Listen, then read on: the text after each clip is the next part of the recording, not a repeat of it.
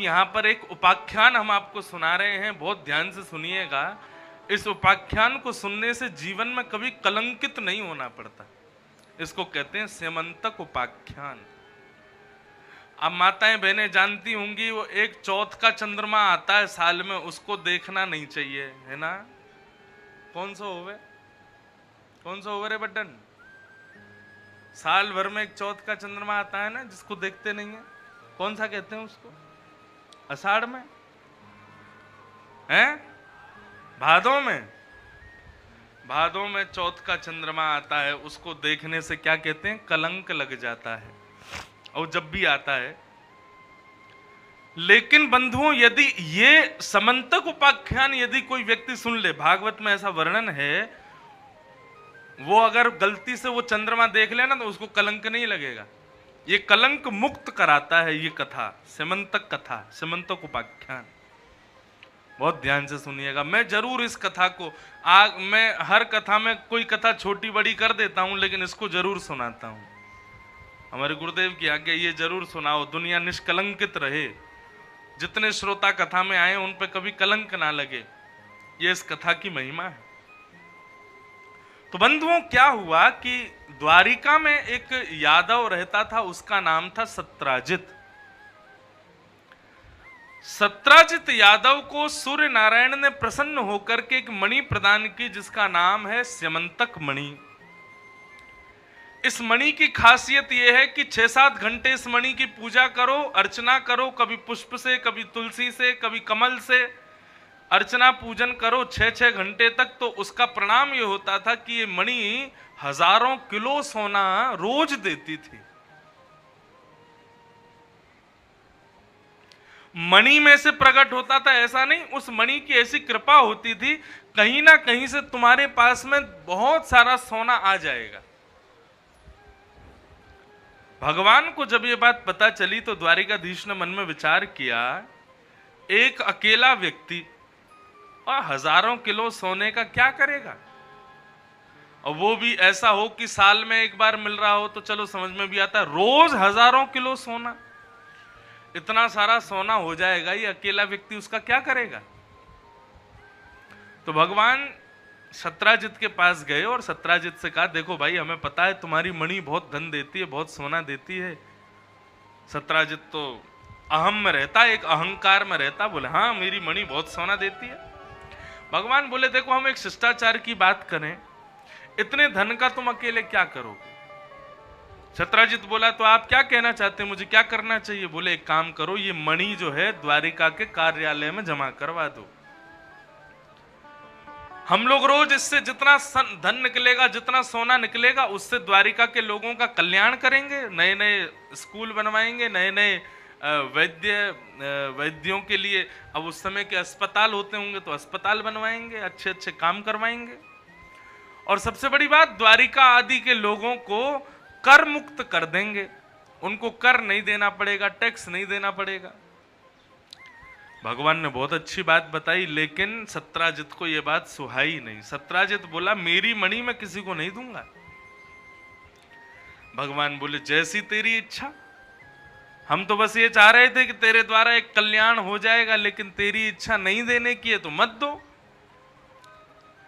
उसने मणि नहीं दी, भगवान वहां से चले गए। लेकिन सत्राजित का छोटा भाई प्रसेन एक दिन दुनिया को दिखाने के लिए गले में मणि पहन करके निकल पड़ा और सबको दिखाने लगा, देखो मेरी मणि कैसी, देखो मेरी मणि कैसी। घोड़े पर घूम रहा था, सबको दिखाता हुआ वो जैसे ही वन की ओर गया तो वन में जाते ही महाराज एक शेर ने उसको देखा और शेर ने उसका वध कर दिया और मणि शेर ने निकाल ली। आगे जाकर के उस शेर को एक रीछ ने मार दिया और मणि लेकर के रीछ चला गया। एक दिन, 2 दिन, 3 दिन, 5 दिन बीत गए। जब प्रसेन लौट करके नहीं आया तो पूरी द्वारिका में सत्राजित ने हल्ला मचवा दिया कि मेरा भाई मणि पहन करके 4 दिन पहले निकला था, सबको दिखा रहा था, लेकिन पता नहीं अचानक से गायब हो गया, 4-5 दिन हो गए लौट के नहीं आया। मुझे संशय है कि द्वारिकाधीश की गलत दृष्टि थी मेरी मणि पर, इन्होंने मेरे भाई को बंदी बना करके उसको अगवा करके मणि को चुरा लिया है। ऐसी ऐसी गलत निंदा भगवान की कर दी किसने? सत्राजित ने। भगवान पर कलंक लग गया। अब तो द्वारिका के लोग इस बात पर विश्वास कर बैठे, क्योंकि सबको पता था कि भगवान गए तो थे मणि मांगने, और वही द्वारिका के लोग जिनको बसाया भगवान ने, जो जिनको लेके भगवान आए, वही द्वारिका के लोग सब भगवान पर संशय करने लगे। बोले हो ना हो द्वारिकाधीश ने मणि अपने पास रख ली है और प्रसेन को बंदी बना लिया है। भगवान के कानों में जब ये बात पड़ी तो भगवान बोले कि भैया हमको इस कलंक से बचना है। अपनी संपूर्ण सेना लेकर के भगवान गए और वन में जाकर के प्रसेन को खोजने लगे। तभी थोड़ी दूर जाते ही प्रसेन मरा हुआ पड़ा मिल गया भगवान को। भगवान ने मणि खोजी तो मणि उसके पास नहीं मिली। तभी वहां शेर के पंजों के निशान देखे तो भगवान उसके पीछे पीछे गए, आगे जाके देखा तो शेर भी मरा पड़ा है। वहां रीछ के पैरों के निशान देखे तो भगवान उसके पीछे पीछे गए, देखा तो एक गुफा में वो रीछ का चरण चिन्ह जा रहे थे। तो भगवान समझ गए कि रीछ इसके भीतर है। भगवान ने अपनी सेना से कहा तुम लोग सब वापस लौट जाओ, हम रीछ से लड़ करके आते हैं, मणि लेकर के आते हैं कैसे भी। सब सैनिक बोले प्रभु हम कुछ दिन तो इंतजार करेंगे, हम यहीं खड़े हैं, आप जाकर के युद्ध करके आओ। भगवान ने जैसे ही अंदर प्रवेश किया तो अंदर घुसते चले गए। अंदर जाकर के एक दिव्य प्रकाश देखा तो देखा वो मणि चमक रही थी। भगवान ने कहा देखो ये मिल गई। जैसी मणि उठाई तो महाराज एक रीछ ने आकर के भगवान पर हमला कर दिया। 18 दिन तक भगवान उसके साथ में युद्ध करते रहे। 18वें दिन भगवान के युद्ध से जब नस नस ढीली हो गई रीछ की तो भगवान के चरणों में प्रणाम किया। बोले हे मेरे द्वारिकाधीश, हे मेरे रघुनंदन श्री राम, मैं आपको बारंबार प्रणाम करता हूं। भगवान ने तुरंत उठाया, बोले भैया तुम हमको राम कह के संबोधित कर रहे हो, कौन हो तुम? तुरंत उनके नेत्र सजल हो गए, वो मुस्कुराने लगे और कहने लगे हे भगवान, मैं आपका अत्यंत प्रिय सेवक जामवंत हूं। जैसे ही जामवंत जी को देखा भगवान ने अपने हृदय से लगाया। भगवान ने खूब उनको स्नेह प्रदान किया। बोले वाह जामवंत जी, आपका बड़ा मंगल दर्शन हुआ। जामवंत जी चिरजीवी हैं और इनकी आयु बहुत बड़ी है। भगवान जब बराह बन करके प्रकट हुए तो उनकी प्रदक्षिणा की जामवंत जी ने। भगवान जब राम बन करके आए तो उनके सेना के मुखिया बन करके जामवंत जी गए, और अब जब कृष्ण बन के आए हैं तो जामवंत जी फिर उनको मिल गए। जामवंत जी ने पूछा, बोले भगवान कैसे पधारे मेरे पास? भगवान बोले भैया हम तो जो है ये मणि लेने के लिए आए थे, सत्राजित की मणि है। पूरे नगर में हमारे ऊपर कलंक लगा दिया गया है, इसलिए कृपा करके आप ये मणि हमको प्रदान कर दो। जामवंत जी ने एक सुझाव देखा, बोले मणि दे देता हूं और मणि के संग में अपनी बेटी भी दे देता हूं। भगवान से बढ़िया वर थोड़ी मिलेगा, तो बेटी भी चली जाएगी, दहेज भी दब जाएगा। ठाकुर जी से कहा प्रभु दोनों हाथ आगे करो। भगवान ने दोनों हाथ आगे किए तो एक हाथ में मणि रखी, दूसरे हाथ में अपनी बेटी का हाथ रख दिया। बोले भगवान अब इसको स्वीकार करो, मेरी बेटी के लिए आपसे अच्छा वर नहीं मिलेगा। भगवान तुरंत कहने लगे, बोले एक कलंक हमसे हटेगा, दूसरा कलंक चढ़ जाएगा। बोले द्वारिकाधीश को कोई नहीं मिला दुनिया में, एक रीछ की बेटी से ब्याह कर लिया। जामवंत जी बोले प्रभु मर्यादा मर्यादा सब आपकी गई त्रेता में, वहां थे मर्यादा पुरुषोत्तम आप, अब तो आप लीला पुरुषोत्तम हो, मेरी बेटी तो आपको स्वीकार करनी पड़ेगी। और ठाकुर जी ने फिर जामवंत जी की बेटी जामवती को स्वीकार किया। भगवान का दूसरा ब्याह किसके साथ हुआ? श्री जाम्बती के साथ। बोलो द्वारिकाधीश की जय। एक बड़ी मधुर कथा है। जामवंत जी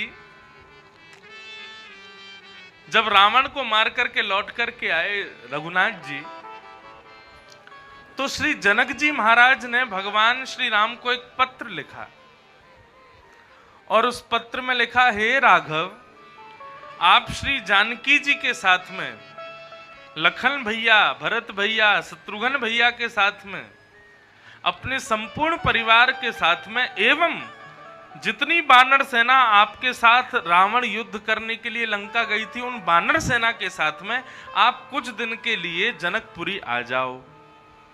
जनकपुरी में बढ़िया आपकी सेवा होगी, बढ़िया रोज भोजन पाएंगे, नया नया, कहीं कहीं भ्रमण करने जाएंगे। हमको स्वागत के लिए थोड़ा सा आप कृपा करके जनकपुरी पधारो। राम जी ने जब ये पत्र पढ़ा तो पूरी सभा बैठी थी, सारे बंदर बैठे थे। राम जी बोले, भैया ससुराल से निमंत्रण आया है कि कुछ दिन आराम करने के लिए ससुराल आ जाओ, थके हारे आए हो लंका से। तो हनुमान जी आदि सब बोले, प्रभु अच्छी बात है, चलना चाहिए। श्री जनक जी महाराज से भी मिलाएंगे और श्री किशोरी जी भी कुछ दिन अपने घर रह आएंगी, हम लोग भी वहां आनंद कर आएंगे, चलते हैं। राम जी बोले, भैया सब लोग चलो, लेकिन हम बानरों को लेकर के नहीं जाएंगे। बानर बोले, क्यों, हम क्यों नहीं जाएंगे? भगवान बोले, अरे तुम बानर हो, हमारी नाक कटवा दोगे ससुराल में? तुम कहीं से भी छीन करके खा जाते हो, कहीं भी झपटने लग जाते हो, कहीं भी चढ़ जाते हो, किसी को भी काट लेते हो, किसी को भी खोंच देते हो, बहुत उपद्रव मचाते हो, हम अपनी ससुराल नहीं लेके जाएंगे। बानर सेना तो सबरी उदास हो गई, बोले कि हमें नहीं लेके जाएंगे तो फिर मन कैसे लगेगा हमारा। रावण से मरवाने के लिए हमको ले गए, लेकिन मालपुआ खिलाने के लिए हमको लेके नहीं जा रहे हैं। सब बानरों ने जाकर के श्री जामवंत जी से प्रार्थना की, बोले प्रभु आप रघुनाथ जी से कहो कि हमको लेके चलें। बहुत ध्यान से सुनना, बड़ी मधुर कथा है। जामवंत जी ने जाकर के राम जी से कहा, बोले प्रभु ये सारे बानर बड़े दुखी हो गए, आप इनको ले चलिए ना जनकपुर। राम जी बोले, एक शर्त पे ले चलेंगे। बोले किस शर्त पे? बोले आप जिम्मेवारी लो इन बानरों की, यदि इन्होंने जरा सा भी उपद्रव किया तो हम फिर आपको नहीं छोड़ेंगे। जामवंत जी बोले ठीक है, इन सब बानरों की मैं जिम्मेवारी लेता हूं कि ये उपद्रव नहीं मचाएंगे। अब तो जामवंत जी सब बानरों के पास गए, जाकर के खुशखबरी सुनाई कि राम जी राजी हो गए सबको ले जाने के लिए, लेकिन भैया एक शर्त है। बोले क्या शर्त है? तुम सब बानरों को मेरी नकल करनी पड़ेगी, तो ही राम जी लेके जाएंगे, नहीं तो नहीं लेके जाएंगे। बानर बोले मतलब? बोले जैसा हम खाएंगे वैसा खाना पड़ेगा, जैसे हम बैठेंगे, जैसे चलेंगे, जैसे देखेंगे, जैसे लेटेंगे, सब कुछ हमको देख के करना पड़ेगा। यदि हमसे अलग तुमने कुछ भी किया तो राम जी तुमको तुरंत वापस भेज देंगे। बानर बोले प्रभु बिल्कुल चिंता मत करो, आप जो करोगे हम सब वही करेंगे। अब सामने हजारों लाखों बानर खड़े हैं, जामवंत जी अपनी एक हाथ उठाते हैं तो सारे बानर वही हाथ उठाते हैं। जामवंत जी इधर देखते हैं तो सारे बानर उधर देखते हैं। जामवंत जी नीचे देखते हैं तो सारे बानर नीचे देखते हैं। जामवंत जी उबासी लेते हैं तो जिन बानरों को उबासी नहीं भी आ रही वो भी उबासी लेते हैं। बोले क्यों जामवंत जी ले रहे हैं? ऐसी स्थिति हो गई, सब लोग गए जनकपुर। अब जनकपुर में जैसे ही पहुंचे महाराज, अटारियों से गोपियां, वहां की गोपियां, वहां की सखियां सब पुष्प वर्षण कर रही हैं, सब माला पहना रही हैं, आरती कर रही हैं बानरों की, लेकिन बानर किसी पर ध्यान नहीं दे रहे, केवल जामवंत जी को देख रहे हैं। जामवंत जी जो करेंगे हम सब वही करेंगे। बढ़िया ऐसा पंडाल लगवाया गया, पंडाल में पंगत लगवाई गई। बानरों से कहा गया, बोले महाराज सब लोग एक एक आसन लेकर के बैठ जाओ। बानर बोले आसन पे बैठना हमको? बोले हाँ आसन पे बैठो। सब बानर आसन पर बैठे, बानरों के आगे बढ़िया बढ़िया पाटे रखे गए। बानर बोले भैया जीवन में पहली बार इतना सम्मान मिल रहा है, बैठने को आसन मिल रहा है, गले में माला मिल रही है, पाटे पे भोजन होगा। नहीं तो हम बानर तो छीन झपक करके ही खाते हैं हमेशा। लेकिन सब बानर देख रहे हैं केवल जामवंत जी को। जामवंत जी बैठे, सामने थाली रखी, थाली में विविध प्रकार की सब्जियां आई, रोटी आई, दाल आई, कढ़ी आई, चावल आए, सब आए। लेकिन बानर थाली की ओर नहीं देख रहे, सब बानर देख रहे हैं जामवंत जी की ओर। ये जो करेंगे हमको वही करना है। इतने में ही आम आया। अब जैसे ही आम आया तो भोजन शुरुआत हुआ। मंच के ऊपर में जनक जी महाराज, राम, भरत, लक्ष्मण, शत्रुघ्न, सब बड़े बड़े लोग मंच पे बैठे थे और नीचे सब बानर बैठे थे। और मध्य में यहाँ पे हनुमान जी, जामवंत जी और वो सब अंगद आदि सब नीचे मुख्य रूप से बैठे थे। सब बानर देख रहे हैं जामवंत जी को।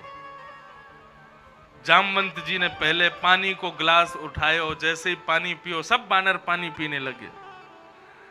जामवंत जी ने तुरंत एक आम उठाया, जैसे ही आम उठाया सब बानरों ने भी आम उठाया। जामवंत जी घुमा घुमा के आम देख रहे हैं तो सब बानर भी घुमा घुमा के देख रहे हैं।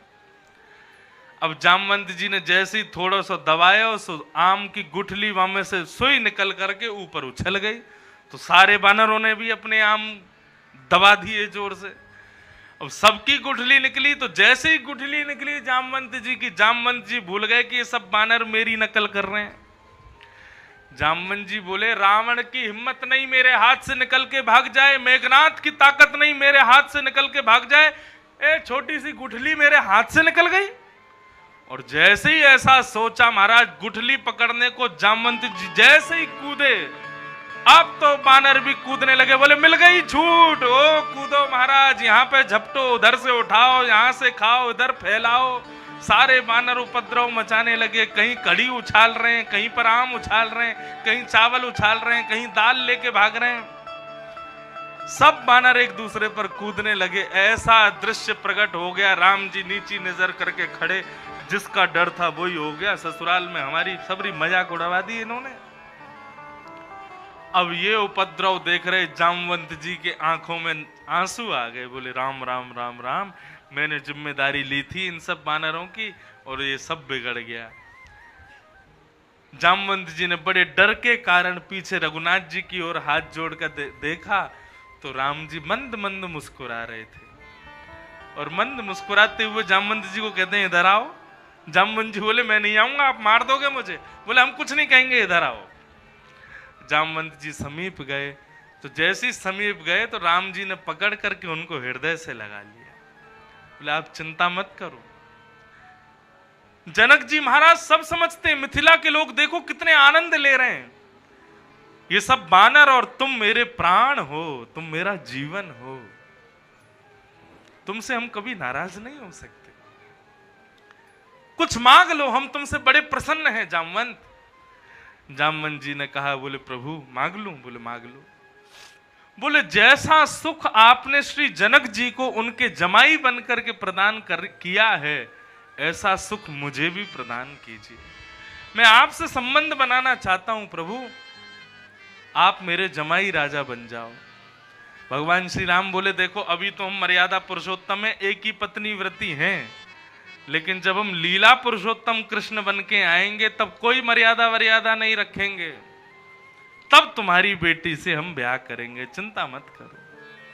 आज वही बात याद आ गई जामवंत जी को। बोले प्रभु मेरी बेटी कैसे भी हो, अब तो स्वीकार करनी पड़ेगी, अब आप मर्यादा पुरुषोत्तम नहीं हो, अब तो आप लीला पुरुषोत्तम हो। और इस प्रकार से भगवान का दूसरा ब्याह जामवंत की बेटी जामवती के साथ सुसंपन्न हुआ। बोल द्वारिकाधीश की।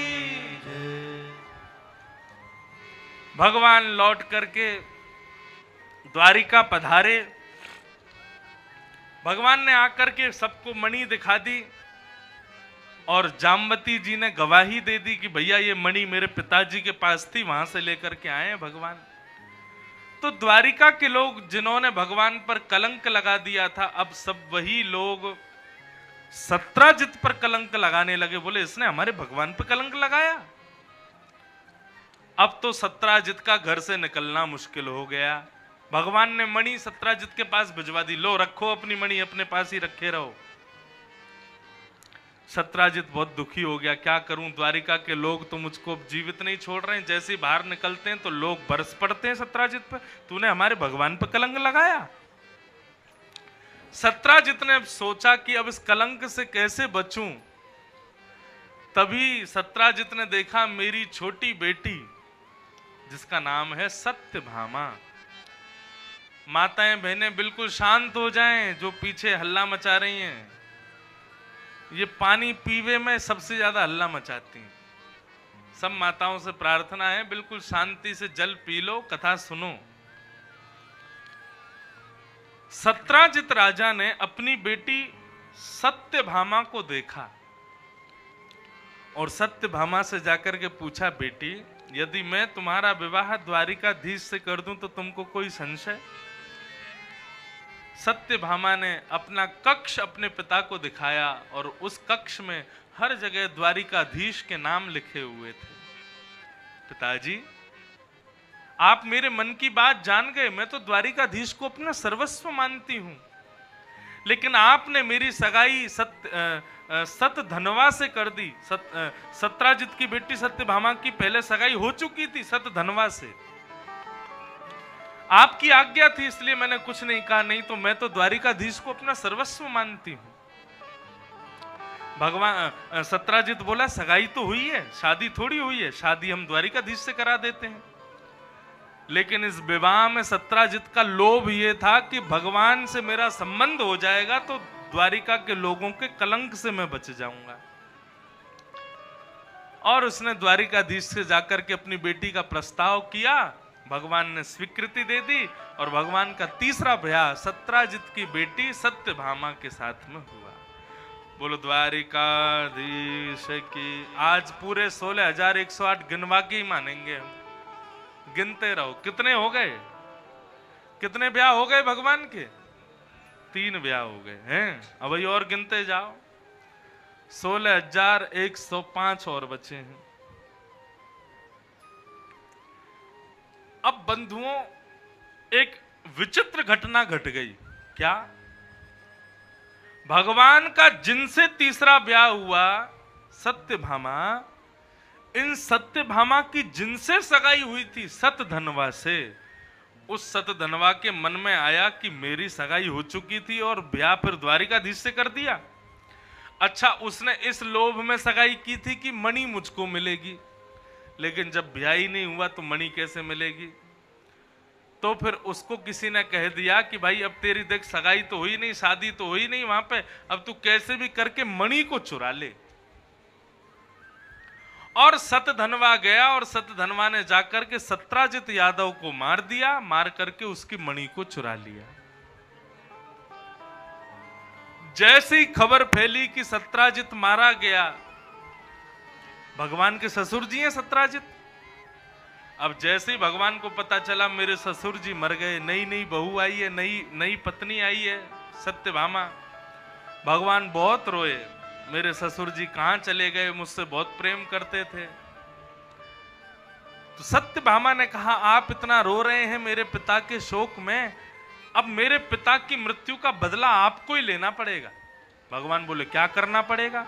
बोले, आप कैसे भी जाकर के सतधनवा को मार दीजिए और उसके पास जो मेरे पिता के प्राणों से प्यारी मणि है वो मणि ला करके मुझको दे दीजिए। भगवान सिर पकड़ के बैठ गए, बोले ये मणि हमारा पीछा नहीं छोड़ रही है। भगवान बोले ठीक है, मारेंगे सतधनवा को। अब सतधनवा को जैसे ही जंगल में जाके भगवान ने पकड़ा, सतधनवा मणि देकर के आ गया था अक्रूर जी को। अक्रूर जी उसके मित्र थे। भगवान ने सतधनवा को पकड़ करके उसकी मृत्यु कर दी। उसके सब टटोल करके देखा तो मणि उसके पास थी नहीं। भगवान लौट करके जब द्वारिका आए तो मुख्य द्वार पर सत्यभामा खड़ी थी। सत्यभामा ने कहा, क्या हुआ? बोले, हमने मार दिया सत्यधनवा को। बोले, वो बात तो ठीक है, लेकिन मणि? भगवान बोले, उसके पास मणि नहीं थी। तो बंधुओं, भागवत में वर्णन आता है कि भगवान की भार्या सत्यभामा के हृदय में यह संशय प्रकट हो गया कि कृष्ण की दृष्टि पहले से ही मेरे पिता की मणि के ऊपर थी। इन्होंने सतधनवा को मार करके मणि को अपने पास रख लिया है, मुझे दे नहीं रहे हैं। लेकिन भगवान तो अंतर्यामी है, सब जानते हैं। भगवान मनी मन विचार करने लगे, वाह, सावधान हो जाओ मानवों, यही संसार है। इस पृथ्वी का जब समुद्र मंथन किया गया तो इस पृथ्वी ने 14 रत्नों को जन्म दिया था। उसमें से एक मुख्य रत्न था अमृत और दूसरा मुख्य रत्न था विष। बंधुओं, ये अमृत और विष क्या है? ये कोई पीने वाली वस्तु होंगी तो होंगी, लेकिन हम मानवों के लिए अमृत और विष क्या है? बहुत सम्मान मिलना यही अमृत है और बहुत अपमान मिलना यही विष के समान है। भगवान हम सब प्राणी मात्र को ये बात समझाते हैं सेमंतक उपाख्यान से। बोले देखो, अमृत पीना तो सब चाहते हैं, मतलब सम्मान तो सब चाहते हैं, लेकिन अपमान को कोई नहीं चाहता। लेकिन याद रहे, अमृत पीने वाले देव कहलाते हैं, लेकिन विष पीने वाले महादेव कहलाते हैं, वो देवों के देव कहलाते हैं। इसलिए भैया, सम्मान सुनने की जितनी इच्छा रखते हो ना, अपमान सहने का भी उतना बल अपने भीतर रखना। क्योंकि संसार है, आज यदि तुम्हारा बहुत सम्मान कर रहा है तो कल तुम्हारा अपमान भी कर सकता है। भगवान कह रहे हैं, मैं भगवान हूं तब भी नहीं बचा तो तुम इंसान होकर के कैसे बच जाओगे? ये संसार यदि आज तुम्हारा सम्मान कर रहा है तो कल अपमान भी करेगा। सम्मान कर रहा है मतलब अमृत पिला रहा है, और जब अपमान करेगा यानी विष पिला रहा है, तो विष को पीने के लिए तैयार रहना, विष को पी जाना, तभी तुम महादेव कहलाओगे, तभी तुम श्रेष्ठ कहलाओगे। अनेक दिनों तक सत्यभामा ने भगवान से बात ही नहीं की। भगवान मनी मन विचार करने लगे, कोई बात नहीं, इसके मन में ये संशय है कि मणि मेरे पास है, सोचती रहे, मैं कहां तक वर्णन करूं। तभी भगवान को एक दिन खबर मिलती है कि अक्रूर जी महाराज आजकल रोज ब्राह्मण भोजन कराते हैं, और ब्राह्मण को सोने की थाली में, सोने की कटोरी में, सोने की चम्मच, सोने के गिलास में भोजन करा के दक्षिणा में सोने के पात्र ही दे देते हैं। भगवान को जब ये बात पता चली तो भगवान बोले, वाह, अक्रूर जी के पास बहुत पैसा आ गया, इतना दान कैसे करने लगे? भगवान ने एक पत्र लिखा और पत्र में स्पष्ट लिख दिया, अक्रूर जी, हमको पता है मणि आपके पास है, क्योंकि सतधनवा आपका मित्र था, वो आपको दे के गया है। हमें मणि वापस नहीं चाहिए, आप अपने पास ही रखो, क्योंकि आप मणि का दुरुपयोग नहीं कर रहे हो। लेकिन हम चाहते हैं कि एक बार द्वारिका नगरी में आकर के सबके सामने आप स्वीकार करो कि मणि आपके पास है, नहीं तो ये द्वारिका के लोग हम पर कलंक लगा रहे हैं। तब अक्रूर जी ने आकर के उस मणि को सबको दिखाकर के स्वीकार किया कि मणि मेरे पास है। तब सत्यभामा आदि सब लोगों ने भगवान से क्षमा मांगी, बोले प्रभु, हमसे अपराध हो गया, हमने आपके ऊपर संशय किया। भगवान बोले कोई बात नहीं। ये सेमंतक उपाख्यान है बंधुओं, इस कथा को सुनने से जीवन में कभी कलंकित नहीं होना पड़ता। और ये श्लोक है, इस श्लोक को भी सुन लीजिए। सिंहे प्रसेनमभिधत् सिंह जामवताहता सुकुमार कथम रोदी तव एष सेमंतकः। अब यहां जितने भी लोग बैठे हैं, ये निश्चित हो गया है कि आप में से कभी किसी को कलंक नहीं लगेगा, क्योंकि इस कथा की ये महिमा है। अब कलंक रहित रहेंगे सब। इस प्रकार भगवान के 3 ब्याह हुए, रुक्मणी, जामवती और सत्यभामा। भगवान का 4था ब्याह हुआ कालिंदी के साथ में, श्री यमुना महारानी के साथ में। भगवान अर्जुन के साथ में भ्रमण कर रहे थे, एक वृक्ष के नीचे बैठ करके सांवरी सलोनी सी एक सुंदर सी कन्या बैठ के तपस्या कर रही थी। अर्जुन का मन आ गया उसके ऊपर। अर्जुन ने जाकर के कहा, कन्हैया मैं इससे ब्याह कर लूं? भगवान बोले कर ले। अर्जुन गया और जाकर के बोला, हे सुंदरी, किसकी प्राप्ति के लिए तपस्या कर रही हो? वो सांवरी सलोनी सी ने तुरंत अपने नेत्र खोल करके कहा, अर्जुन मैं द्वारिकाधीश को अपने पति रूप में वर्ण करना चाहती हूं, उनकी प्राप्ति के लिए मैं तपस्या कर रही हूं। अर्जुन लौट करके आया, भगवान से बोला, सबको केवल आप ही चाहिए, आपसे ब्याह करना चाहती है। श्री यमुना जी हैं, कालिंदी हैं। और भगवान ने चौथा ब्याह श्री यमुना जी के साथ में किया। श्री यमुना जी के साथ में सुसंपन्न हुआ। का चौथा ब्याह श्री कालिंदी जी के साथ में हुआ। अन्य सब अष्ट मुख्य ब्याहों का प्रकरण सुनाया गया। एक भौमासुर नाम का दैत्य है, इसका वध करने के लिए भगवान गए, जिसने कम से कम 16,100 राजकुमारियों को अपने यहां बंदी बनाया था। उसकी इच्छा थी जब 20,000 राजकुमारियां हो जाएंगी तो इनके साथ ब्याह करूंगा। हठ पूर्वक जबरदस्ती इन 20,000 राजकुमारियों को बंदी बनाने का इसका प्रयास था। भगवान मध्य में ही पहुंच गए और जाकर के भौमासुर का वध कर दिया। 16,100 राजकुमारियां उसके यहां बंदी थीं।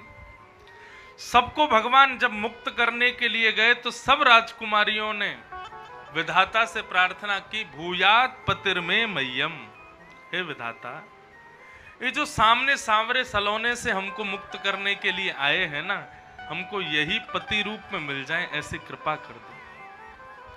हमको यही पति रूप में प्राप्त हो जाए, ऐसी हम पर करुणा कर दो। और भगवान ने फिर 16,100 राजकुमारियों को अपनी पत्नी के रूप में स्वीकार किया। बंधुओं, एक बात थोड़ी सी अगर आप समझो तो मैं कहूं, भगवान ने किसी साधारण कन्या से ब्याह नहीं किया। ये 16,108 कौन है, ये समझना बहुत जरूरी है। नहीं तो हमारे मन में सदा संशय ही रहता है कि किनसे ब्याह किया भगवान ने। बहुत ध्यान से सुनना।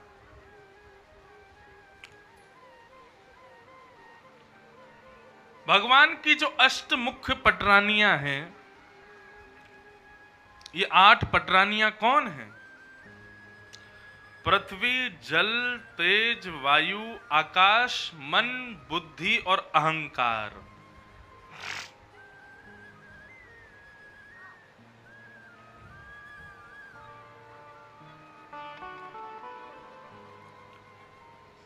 पांच बाह्य प्रकृति हैं मानव के, 5 प्रकृति बाहर हैं और 4 प्रकृति मानव के भीतर हैं। बाहर कौन कौन सी प्रकृति है? पृथ्वी, जल, तेज यानी कि अग्नि, वायु, हवा और आकाश। ये 5 प्रकृति तो हमारे चारों तरफ बाहर हैं और 4 प्रकृति हमारे भीतर हैं। अंतःकरण चतुष्टय जिसे कहते हैं, वो कौन कौन सी है? मन, बुद्धि, चित्त और अहंकार। ये 9 प्रकृतियां हैं। परंतु इसमें जो चित्त है ना, ये चित्त भगवान का स्वरूप है। आत्मा कौन है? आत्मा परमात्मा का ही अंश है। तो उस चित्त को यदि अलग कर दिया जाए तो कितनी प्रकृति बची? 3 प्रकृति भीतर की और 5 प्रकृति बाहर की। कितनी हो गई? 8। पृथ्वी, जल, तेज, वायु, आकाश, मन, बुद्धि और अहंकार। चित्त तो स्वयं भगवान है। ये 8 तो भगवान की है मुख्य पटरानियां। पृथ्वी, जल, तेज, वायु, आकाश, मन, बुद्धि और अहंकार। भगवान ने अपनी ही बनाई गई प्रकृति को अपनी 8 पत्नियों का रूप देकर के उनके साथ ब्याह किया। अग्नि का रूप कौन है? स्वयं लक्ष्मी यानी कि रुक्मणी। जल का रूप कौन है? स्वयं यमुना जी, जल का स्वरूप है। पृथ्वी का स्वरूप कौन है? सत्यभामा। सत्यभामा भूमि का अवतार है। पृथ्वी जल तेज वायु का अवतार है मित्रविंदा, और आकाश लक्ष्मणा। इस प्रकार भगवान की 8 पटरानियां कौन हैं? ये अष्टदा प्रकृति ही भगवान की पटरानियां हैं। भगवान ने किसी साधारण कन्या से ब्याह नहीं किया, अपनी बनाई गई सृष्टि को ही स्त्री रूप बना करके भगवान ने उनसे ब्याह किया। अब प्रश्न उठता है, तो 16,100 राजकुमारियां ये कौन है? कर्म कांड और उपासना कांड, उसमें से उपासना कांड में जितने भी भगवत प्राप्ति के मंत्र हैं, उन 16,100 मंत्रों से ठाकुर जी ने ब्याह किया। भगवान की उपासना के जितने भी मंत्र हैं, वो सभी मंत्र ही स्त्री रूप धारण करके आ गए और भगवान ने उनके साथ में ब्याह किया। भगवान का ब्याह किसी संसारिक कन्या से नहीं हुआ है, अपनी ही प्रकृति, अपनी ही उपासना पद्धति से ठाकुर जी ने ब्याह किया है। इस प्रकार 16,108 ब्याह हुए ठाकुर जी के। भगवान की इच्छा के बिना कुछ भी संभव नहीं होता। एक बड़ी रोचक कथा आती है कि श्री उद्धव जी महाराज भगवान के 16,100 ब्याह होते समय भगवान से प्रार्थना करते हैं, बोले प्रभु मैं चाहता हूं कि आपके 16,100 ब्याह जब एक साथ होंगे तो विलक्षणता उसकी बड़ी विचित्र रहेगी। तो मेरी इच्छा है कि उस 16,100 ब्याह की पद्धति में सजावट में दूध का फुब्बारा लगाया जाए। भगवान की इच्छा कितनी बलवान है, ये इस कथा से पता चलता है। उद्धव जी बोले कि जल का फुब्बारा तो दुनिया लगाती है, लेकिन आपके ब्याह में हम चाहते हैं दूध का फुब्बारा लगे। भगवान बोले देखो, दूध जो है वो मूल्यवान वस्तु है, उसको ऐसे फुब्बारा आदि में लगा करके उसको व्यर्थ नहीं करना चाहिए। उद्धव जी बोले नहीं नहीं प्रभु, आप चिंता मत करो, वो व्यर्थ नहीं होगा, मेरी बहुत इच्छा है दूध का फुब्बारा हो। भगवान बोले अब तुम्हारी इच्छा है तो तुम करो, लेकिन हमारी इच्छा तो नहीं है। इतना दूध लाओगे कहां से? उद्धव जी बोले मैंने सब युक्ति सोच ली है। बोले क्या युक्ति सोची? बोले द्वारिका के सब लोग कह रहे थे कि भगवान के ब्याह में हमको भी कुछ ना कुछ सेवा दो, हमको भी कुछ योगदान करना है, तो हम द्वारिका में ढिंडोरा पिटवा देंगे भैया कि ये नया फुब्बारा जो विशाल फुब्बारा लगा है, इस फुब्बारे में सब लोग अपने अपने घर से एक एक पात्र में दूध लेकर के आएंगे और ला करके उस फुब्बारे में डाल देंगे। सबका योगदान भी हो जाएगा, इतना सारा दूध भी आ जाएगा, और प्रभु मेरी मन की इच्छा दूध का फुब्बारा चल जाएगा। भगवान बोले तुम्हारी इच्छा है तो तुम करो, लेकिन उद्धव मैं फिर कह रहा हूं मेरी इच्छा नहीं है, मेरा मन नहीं है कि दूध का फुब्बारा लगे। उद्धव जी महाराज ने जाकर के पूरी द्वारिका नगरी में हल्ला कर दिया, सब जगह ढिंडोरा पिटवा दिया। बोले भैया कल ठाकुर जी का ब्याह होने वाला है, सब लोग अपने अपने घरों से और जो है एक एक पात्र में दूध लेकर के जाएंगे और जाकर के उस फुब्बारे में डाल देंगे। ब्रह्म मुहूर्त में सुबह सुबह, मतलब सूर्य उदय से पहले सबको ये काम कर देना है। अब बंधुओं जितने भी लोग इस बात को सुन रहे थे द्वारिका के, वो सब मन में क्या विचार कर रहे थे? बोले द्वारिका में लाखों लोग हैं, सब दूध डालेंगे, मैं पानी डाल दूंगा तो किसी को क्या पता चलेगा। लेकिन ऐसा कोई एक व्यक्ति नहीं सोच रहा है, सब यही सोच रहे हैं। ब्रह्म मुहूर्त में सब लोग दूध लेकर के पात्रों में लेकर के जा रहे हैं वहां फुब्बारे की ओर, आपस में बात करते हुए जा रहे हैं एक दूसरे से। बोले मैंने तो गिरी गाय का दूध मंगवाया। दूसरा बोला अरे तूने गिरी गाय का मंगवाया, मैंने तो ब्रजमंडल की ब्रज की गैया का दूध मंगवाया। तीसरा बोला मैंने तो साहिवाल गैया का दूध मंगवाया। ऐसे सब झूठ बोलते हुए जा रहे हैं, लेकिन लेके सब जल ही जा रहे हैं। अंधेरे में किसको क्या पता चल रहा है। और सबने जाकर के महाराज जल उस फुब्बारे में डाल दिया। प्रदर्शनी जब हो रही थी तो भगवान पधारे। उद्धव बड़ा खुश, बोले प्रभु अब फुब्बारा चलेगा, आप देखना। पूरे समाज में हल्ला हो जाएगा, दूध का फुब्बारा। भगवान बोले चलवाओ।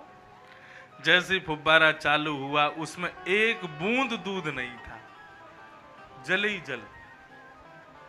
भगवान बोले उद्धव क्या हुआ, ये तो जल निकल रहा है।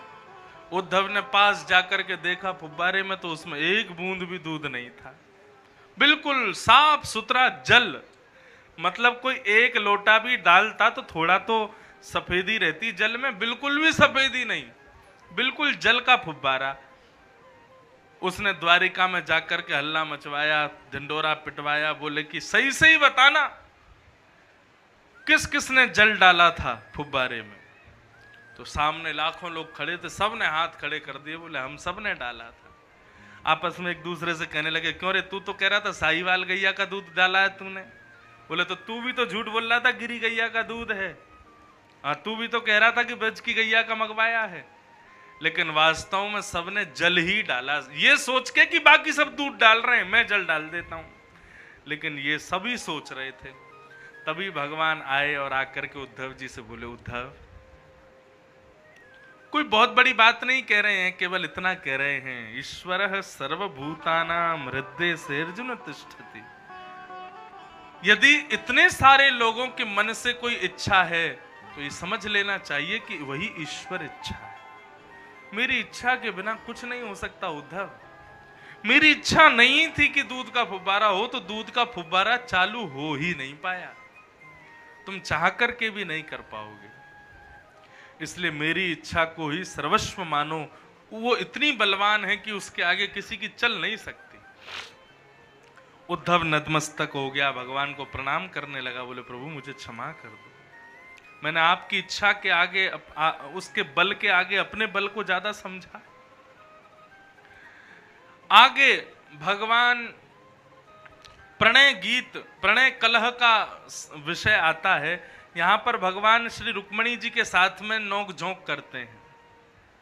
भगवान कहते हैं यहाँ जितने भी ब्याहित लोग बैठे हैं, आज की कथा मुख्य रूप से गृहस्थियों के लिए है, ना तो ब्रह्मचारियों के लिए है और ना सन्यासियों के लिए। आज ठाकुर जी यही बताते हैं कि गृहस्थियों को कैसे रहना चाहिए। पहला उपदेश तो ठाकुर जी ने ये दिया कि भैया गृहस्थी पहले ही सावधान हो जाओ, संसार में यदि तुमको बहुत सम्मान मिल रहा है तो अपमान भी मिलेगा। पहला संदेश तो ठाकुर जी ने ये दिया। अब दूसरा संदेश क्या दे रहे हैं ठाकुर जी, कह रहे हैं कि भैया दंपति गृहस्थियों को चाहिए कि एक दूसरे से थोड़ी थोड़ी नोकझोंक करते रहनी चाहिए। बहुत ध्यान से सुनिएगा। प्रणय कहते हैं प्रेम भरा और कलह कहते हैं कलेश को। बोले ब्याह होने के बाद में पति पत्नी को प्रेम भरा कलेश तो थोड़ा बहुत करना चाहिए। फिर याद रखना बात को, प्रेम भरा कलेश कलेश कह रहा हूं मैं, कहीं पता चली कुछ और ही सुन ले आप। ठाकुर जी कहते हैं देखो, दो चीजों में दोष होता है। एक तो किसी व्यक्ति से बहुत दूर रहोगे ना, वो भी दोष का कारण होता है। और दूसरा दोष का कारण बोले अति सामीप्य, किसी के बहुत पास रहोगे तो भी दोष उत्पन्न होता है। हम किसी से बहुत दूर चले जाते हैं तो उस व्यक्ति के हृदय में हमारे लिए क्या भावना उत्पन्न हो रही है हमें पता तो चलता नहीं। चार लोग हमारे कान भर देते हैं, हम उसको गलत समझने लगते हैं, दोष उत्पन्न हो जाता है। ठीक वैसे ही हम यदि किसी के बहुत समीप रहते हैं तो भी दोष उत्पन्न हो जाता है। अब किसी के संग ही रहोगे, वो खाता कैसे, पीता कैसे, सोता कैसे, उठता कैसे, सब देखोगे तो उसके अंदर उसके प्रति हमारा दोष प्रकट होने लग जाएगा। ब्याह से पहले पत्नी को पति में साक्षात नारायण दिखाई देते हैं और पति को पत्नी में साक्षात लक्ष्मी दिखती है। लेकिन ब्याह हो जाने के 3-4 साल बाद ही पत्नी को अपने पति में साक्षात राक्षसों के दर्शन होते हैं और पति को पत्नी में साक्षात शूर्पणखा दिखती है। इतने दोष उत्पन्न क्यों हो जाते हैं एक दूसरे में? क्योंकि अति सामीप्य है, दोनों बहुत ज्यादा समीप रहते हैं, इसलिए दोनों को दोष दिखते हैं। इसलिए भगवान कहते हैं बीच बीच में थोड़ा रूठ जाया करो एक दूसरे से, थोड़ा दूर रहोगे एक दूसरे से तो प्रेम बना रहेगा। इसी को प्रणय कलह के भाव से ठाकुर जी बता रहे हैं। भगवान रुक्मणी जी को आज तक कभी क्रोध नहीं आया, तो भगवान आज उनको क्रोध दिलाने जाते हैं। रुक्मणी जी से कहते हैं, रुक्मणी जी तुमने हमसे ब्याह क्यों किया? और ये बात कब पूछ रहे हैं भगवान? जब भगवान के पुत्र प्रद्युम्न का जन्म हो गया और प्रद्युम्न का ब्याह होके प्रद्युम्न का भी बेटा हो गया अनिरुद्ध। मतलब भगवान जब दादा बन गए, भगवान के जब नाती हो गए, तब भगवान रुक्मणी जी से कह रहे हैं कि तुमने हमसे ब्याह क्यों किया? तुम कहोगे कि अजी हमने इसलिए कर लिया कि आप बड़े सुंदर हो। काय बात की सुंदर? संसार के लोग काला काला बुलाते हैं, यहां तक कि गर्गाचार्य जी ने नाम भी मेरा वही रख दिया, कृष्ण। कृष्ण यानी काला। हम तो सुंदर नहीं है। देवी तुम भी संतों की बात में गलत फंस गई और हमसे ब्याह कर लिया। आप कहोगे हमने तो इसलिए ब्याह कर लिया, संतों से आपके बारे में बहुत सुना था। संतों पे काम ही क्या है? उनका घर परिवार तो होता नहीं है, 24 घंटा मेरा ही कीर्तन करते रहते हैं। तुमने उनसे मेरे बारे में सुन लिया और ब्याह कर लिया। देवी अब भी समय है, यदि तुम कहो तो हम तुम्हारा ब्याह करा दें शिशुपाल के साथ। आज जब ये बात भगवान ने कही कि हम तुम्हारा ब्याह शिशुपाल से करा देते हैं, तो रुक्मणी जी को क्रोध तो आया नहीं, वो मूर्छित होकर गिर गए। भगवान चतुर्भुज रूप धारण किए, 2 भुजा से तो रुक्मणी जी को गोद में उठाया और एक भुजा से पंखा चलने लगे, एक भुजा से पानी के छींटे देने लगे। तब रुक्मणी जी को होश आया। भगवान का हस्त कमल पकड़ करके श्री रुक्मणी जी ने कहा कि हे प्रभु, आप कुछ भी कहेंगे सब स्वीकार है, लेकिन अपने से दूर जाने की बात कभी आप स्वप्न में भी मत कहा कीजिए, हमसे विरह सहन नहीं होता। इस प्रकार ठाकुर जी ने प्रणय कलह किया। पति पत्नी यदि एक दूसरे में दोष देखते हैं तो उनको थोड़ी सी दूरी बना लेनी चाहिए, तो फिर दोनों में एक दूसरे को गुण दिखेंगे। अच्छा, ये बात केवल पत्नी पति के लिए लागू होती है ऐसा नहीं। गुरुजनों के भी ज्यादा समीप मत रहो, पूज्य जनों के भी ज्यादा समीप मत रहो, मित्रों के भी ज्यादा समीप मत रहो, किसी के भी ज्यादा समीप नहीं रहना चाहिए। क्यों? बहुत पास रहने से उसमें दोष दिखते हैं, और यदि दोष दिखता है तो अश्रद्धा हो जाती है। इसलिए सदा एक मध्यम रहो, थोड़ी दूरी बना करके रखो, ताकि हमारे हृदय में जो उसके प्रति प्रेम है, जो उसके प्रति हमारी श्रद्धा है, वो सदा सर्वदा बनी रहे। एक आश्रम में एक संत रहते थे।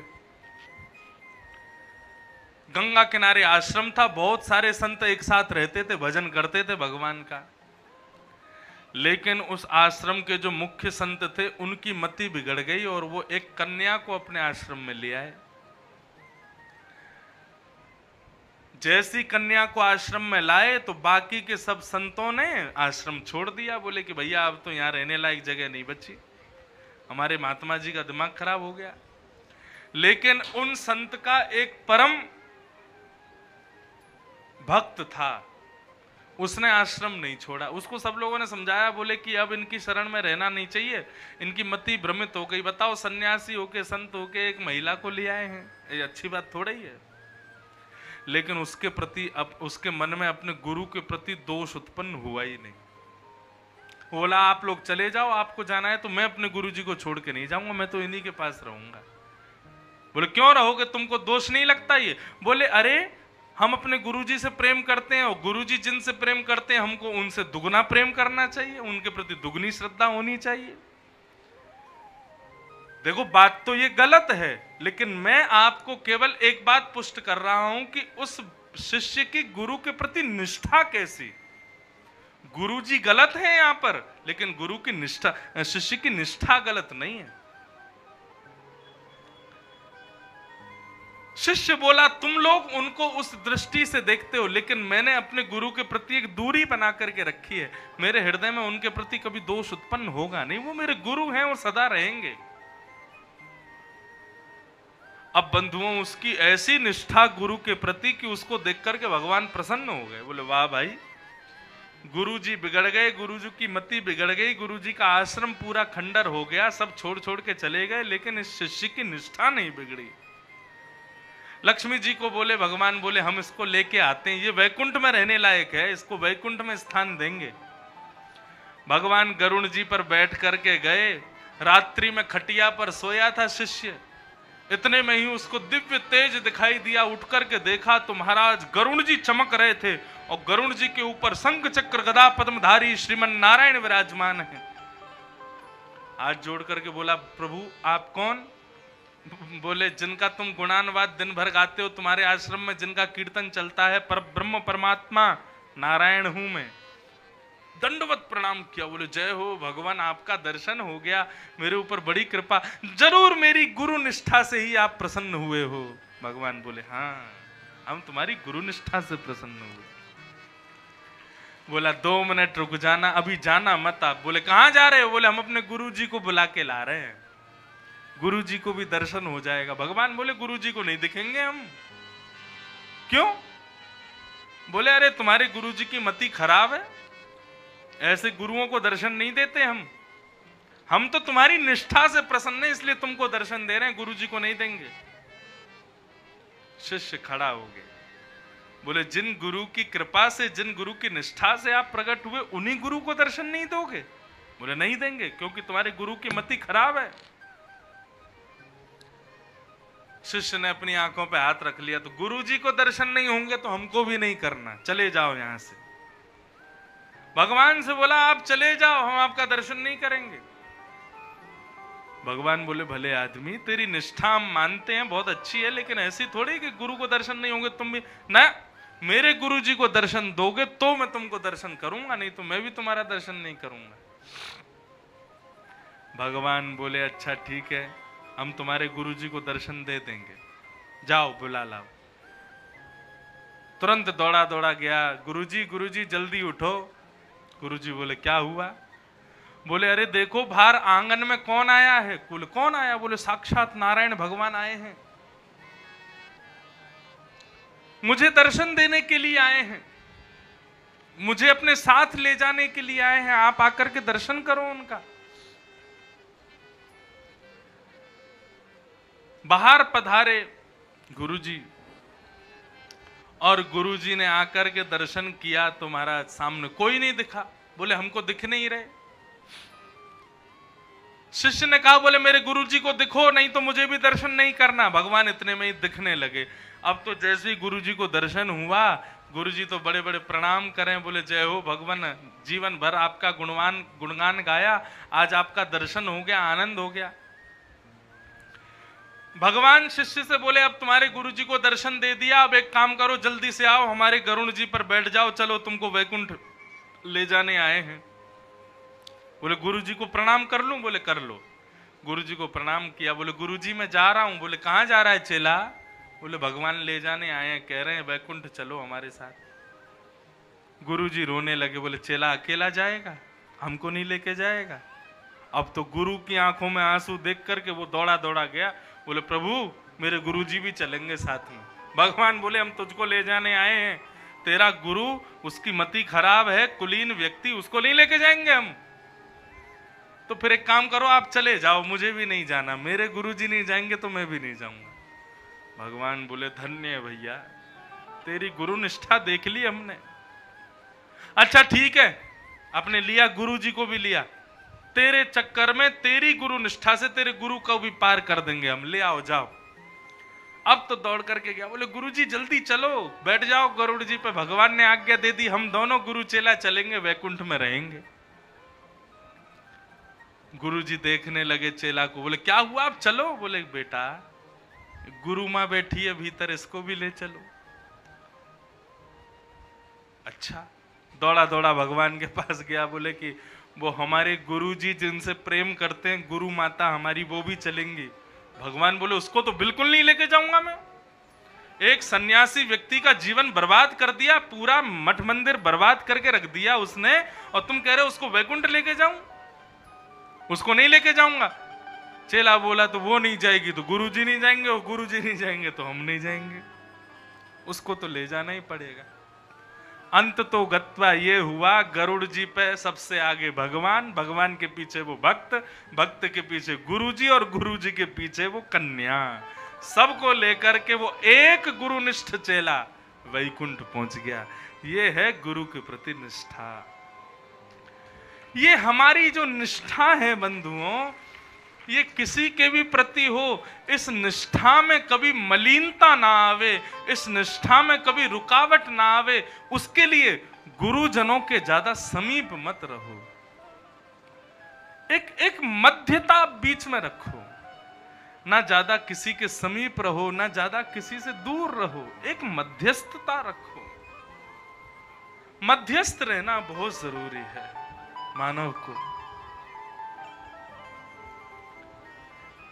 भगवान ने प्रणय कलह करते हुए ये भाव समझाया। आगे एक कथा राजा नृण की आती है। एक नृण नाम का राजा हुआ। ये राजा रोज ब्राह्मणों को दान किया करता था। एक दिन इन्होंने 100 गौ माताओं का दान एक ब्राह्मण को किया, लेकिन पता नहीं कैसे उस ब्राह्मण के घर से एक गाय छूट करके निकल करके राजा की गौशाला में आकर के सब गायों में मिल गई। राजा ने दूसरे दिन दूसरे ब्राह्मण को दान की 100 गाय, तो उनमें एक गाय वो दान कर दी जो रात में ब्राह्मण के घर से छूट के आ गई थी। अब यहां से एक ब्राह्मण अपनी 100 गायों को लेके जा रहा था और कल वाला ब्राह्मण अपनी एक गाय को ढूंढ रहा था। तभी उसने देख ली गाय।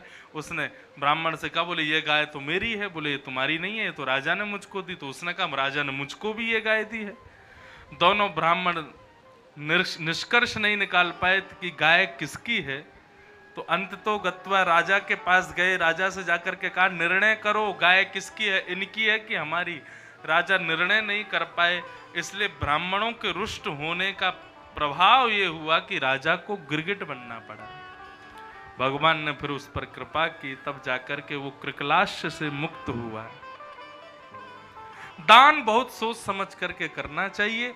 कुपात्र व्यक्ति को दान नहीं करना चाहिए। हम आपको स्पष्ट बता दें, कुपात्र व्यक्ति को यदि आपने 1 रुपया भी दान किया तो कुपात्र दानाच्च भवेत् दरिद्रम दरिद्र भावेन करोति पापम पाप प्रभावा नरकम प्रयाते पुनर्दरिद्री पुनरेव पापी।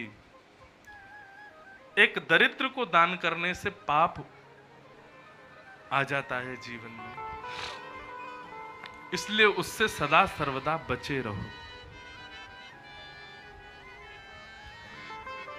नारद जी भगवान की गृहचर्या का दर्शन करने आते हैं। एक पति पत्नी एक साथ रहते हैं तो उनमें इतने कलेश हो जाते हैं। नारद जी के मन में आया, भगवान 16,108 पत्नियों के साथ में रहते हैं, भगवान के तो बड़े कलेश होते होंगे। तो देखने के लिए जब गए तो भगवान ने 16,108 भवन बनवा रखे हैं और सब में अलग अलग पत्नियां रहती हैं। जैसे ही रुक्मणी जी के भवन में प्रवेश किया तो भगवान भोजन कर रहे थे, रुक्मणी जी पवा रही थी। नारद जी ने जाकर के प्रणाम किया, नारायण नारायण, जय हो प्रभु, भगवान प्रणाम करता हूं।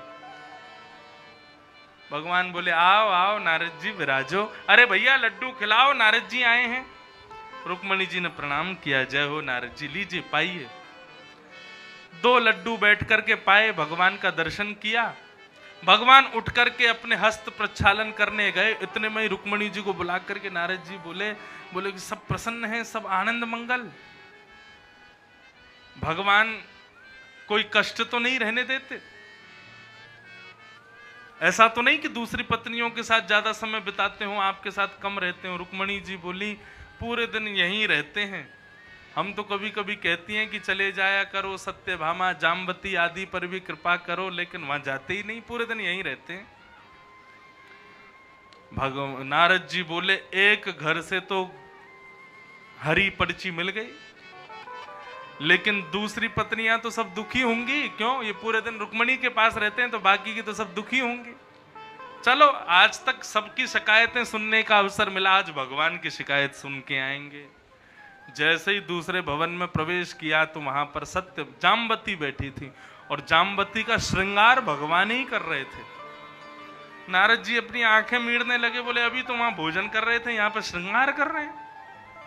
और जैसे ही नारद जी ने प्रवेश किया तो भगवान फिर से बोले, अरे वाह वाह वाह, अरे देवी देखो नारद जी पधारे, अरे लड्डू खिलाओ, पानी पिलाओ, शरबत पिलाओ, और बताओ नारद जी कब आए। नारद जी बोले, हाँ अभी अभी आ रहा हूं।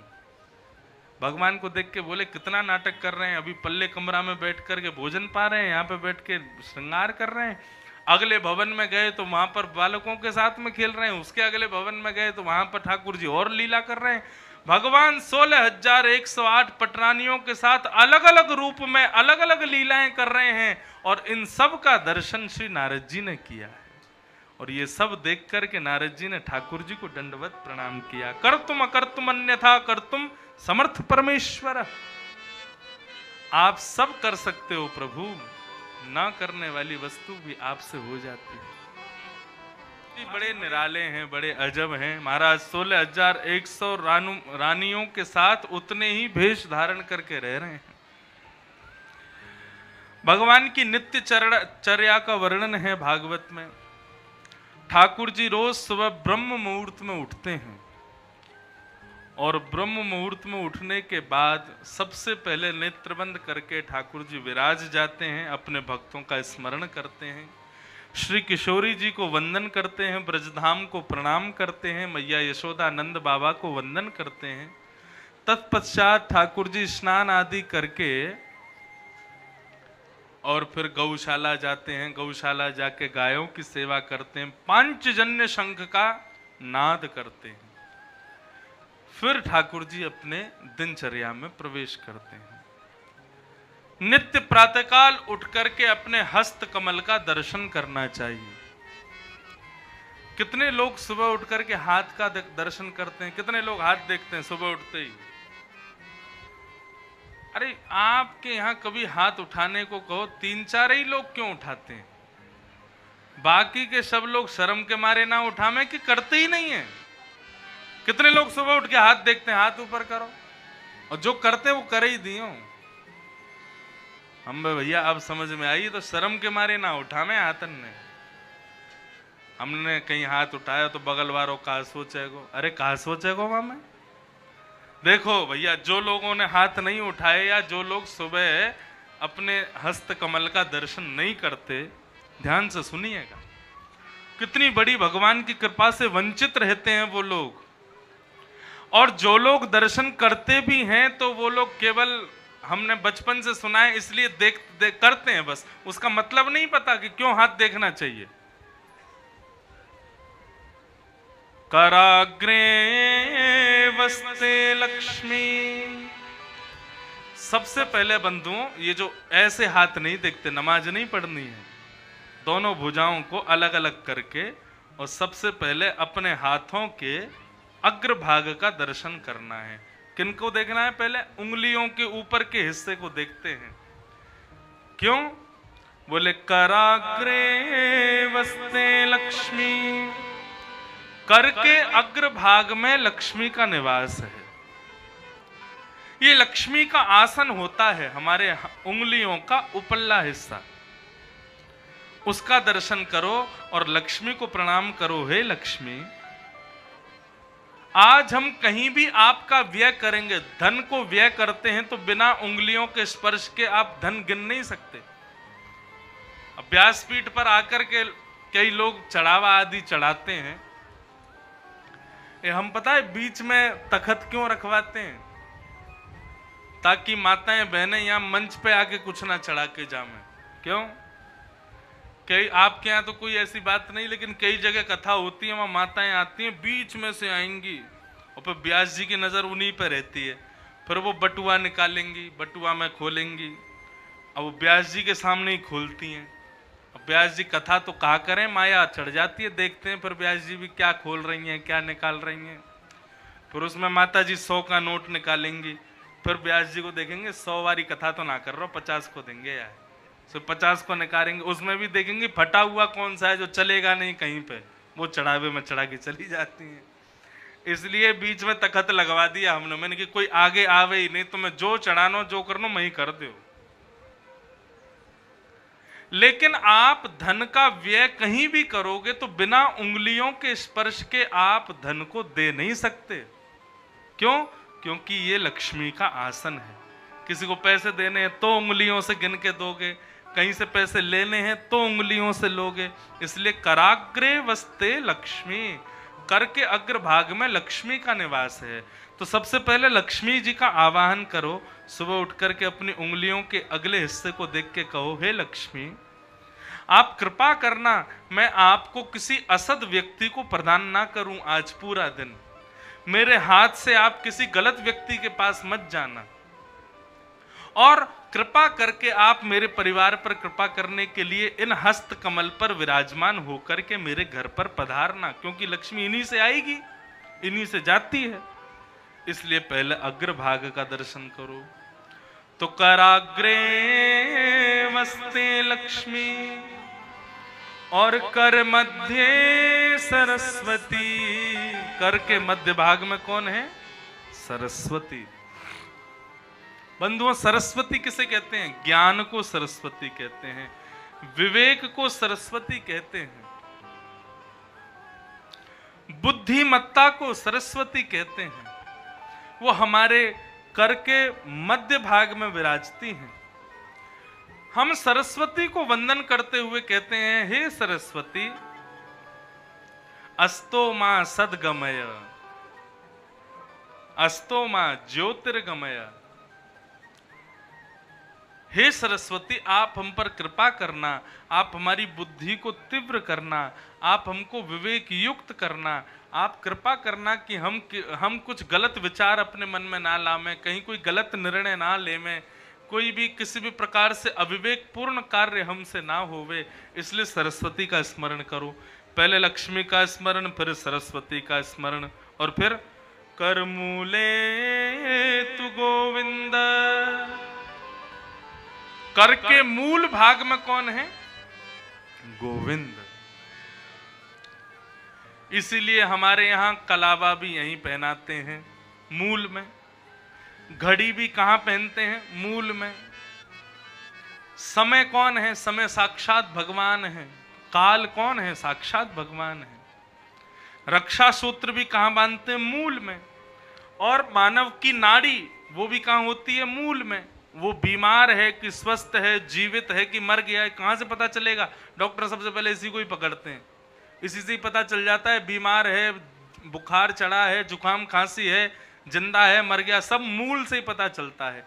मतलब हमारे जीवन के कर्णधार मूल में विद्यमान गोविंद हैं। इसलिए मूल का दर्शन करो, गोविंद का स्मरण करो। तो हाथ कैसे देखना चाहिए? सबसे पहले लक्ष्मी का स्मरण, फिर मध्य भाग में सरस्वती का स्मरण, फिर मूल में गोविंद का स्मरण।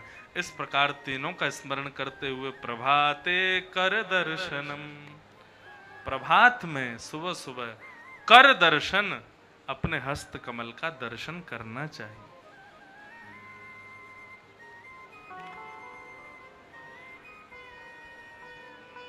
प्रभाते कर दर्शन। भगवान की नित्यचर्या का वर्णन किया। प्रसंग आता है कि भगवान पांडवों ने राजसूय यज्ञ किया। उस यज्ञ में भगवान को आमंत्रण भेजा, और आमंत्रण में ये लिख करके भेजा कि प्रभु कम से कम 20,000 राजाओं को संग लेकर के आइएगा। भगवान बोले अब 20,000 राजा कहां से लेके जाएं हम? लेकिन आमंत्रण पत्र और निमंत्रण पत्र दो प्रकार के पत्र होते हैं। निमंत्रण का मतलब होता है आओ मत आओ तुम्हारी मर्जी, लेकिन आमंत्रण पत्र का मतलब होता है तुमको आना ही पड़ेगा, नहीं आए तो तुमको दोष लगेगा। इसलिए हम लोग कहते हैं कि भैया निमंत्रण पत्र लेके आए हैं, निमंत्रण पत्र लेके आए हैं, मतलब तुम जाओ मत जाओ तुम्हारी इच्छा।